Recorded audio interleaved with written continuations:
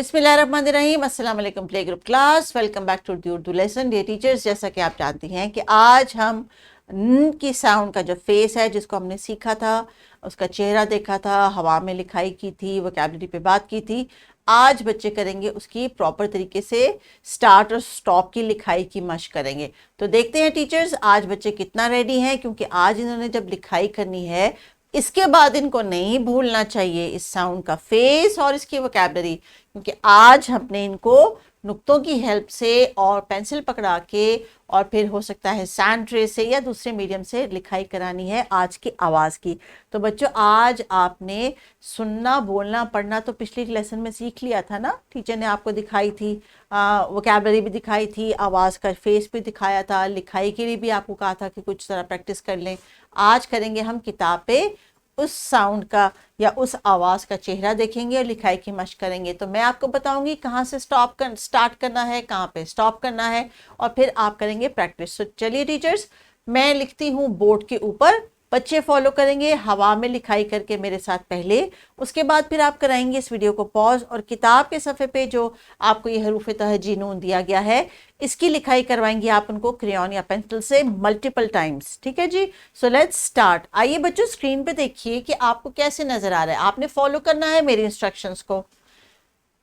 हमेशा की तरह हम एरो ढूंढते हैं और फिर एरो का जहाँ पे स्टार्टिंग पॉइंट है वहां पे रख लेते हैं अपनी pencil, and then we go down and then round and then up and stop। जैसे हमने सीन का सीखा था ना, लाम का भी सीखा था, बिल्कुल उसी तरह, लेकिन बीच में डाल देते हैं हम ये नुक्ता।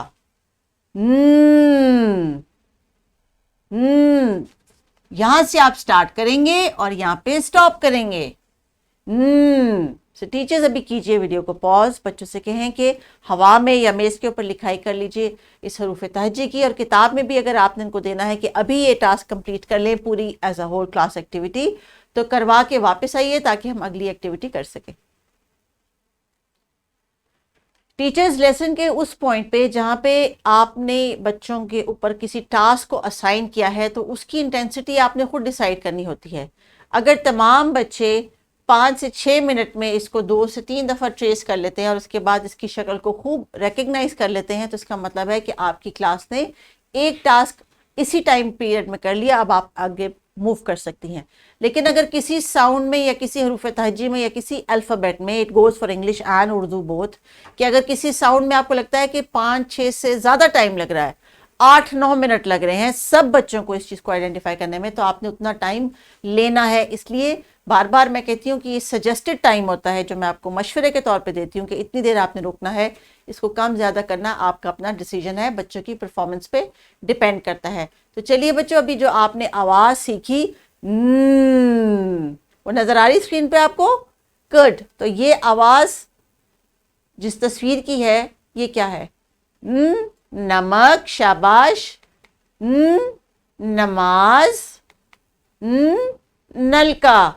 अभी इन तीनों के बारे में तो मैंने आपको काफ़ी कुछ बताया था पिछले लेसन में, और आपने और भी कुछ बातें टीचर के साथ शेयर करनी होंगी या की होंगी। तो अभी आप करेंगे किताब के सफ़े पे लिखाई, और टीचर्स आपने जो दूसरे की लर्निंग एरियाज़ हैं उससे रिलेटेड क्वेश्चंस बच्चों ने अगर घर से कुछ रिस्पॉन्सेज लिए हैं तो वो आपने बच्चों से डिस्कस करवाने कि किसने घर जाके नमाज पढ़ी, किसने घर जाके जो है किचन में नमक देखा या नमकदानी देखी, मुख्तलिफ सवालात जिनसे लगे कि बच्चों ने घर जाके भी इस साउंड को प्रैक्टिस किया है। उसके बाद आप बच्चों को बुलाएंगी अपने बोर्ड के ऊपर और अपने सामने मुख्तलिफ आवाज़ें जो है वो आप बताएं इनको, और उनको बना के लिख के आपको दिखाएंगे। जैसे कि आप कहें ल की आवाज़, त की आवाज़, न की आवाज़। जब आप आवाज़ें चेंज करेंगे तो फिर आपको पता चल जाएगा कि कहाँ पे आवाज़ की जो है वो भी डेफिशिएंसी है, उसको प्रैक्टिस करवानी है आपने। इस आवाज़ को, इस चेहरे को बार बार बच्चों को दिखाएं कि ये न है और न की क्या पहचान है। एक गोल सा पेट है, उसमें होता है नुक्ता। अपनी जो वॉल है, जो आपका बोर्ड है जिस पे आप सारी साउंड्स को प्लेस कर रही हैं, फ्लैश कार्ड लगा रही हैं, उसको रिपीट करें, बार बार बच्चों को इंगेज करें इन 30-40 मिनट में कि ये आवाज़ों को प्रैक्टिस कर लें। आज का हमारा टास्क था टीचर्स, बच्चों को हम किसी टूल की मदद से इस आवाज़ की लिखाई की प्रैक्टिस करवाएं। थोड़ी सी एक्सटेंशन के लिए जो वर्कशीट दी गई है फॉर अ पेंसिल प्रैक्टिस, वो आपके लिए डिस्क्रिप्शन बॉक्स में मौजूद है, आप उसको डाउनलोड कर सकती हैं। नहीं तो आप इसी तरह का टास्क इनको इनकी कॉपीज पे भी डॉट्स के साथ दे सकती हैं। याद रखिए ये प्ले ग्रुप है, इनको डॉट्स की सपोर्ट की ज़रूरत है थ्रू आउट द ईयर। तो आपने हर बच्चे को डॉट्स लगा के देने हैं।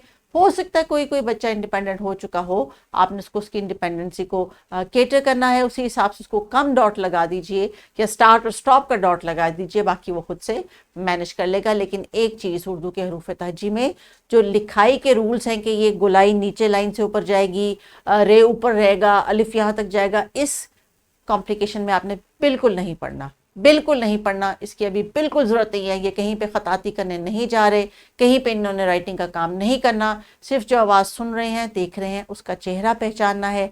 और पहचानने के लिए जितनी एक्टिविटीज़ लेसन में दी गई हैं, दे आर गुड इनफ। इन्हीं को फॉलो करें। कंटिन्यू, टेक केयर, अल्लाह हाफिज़।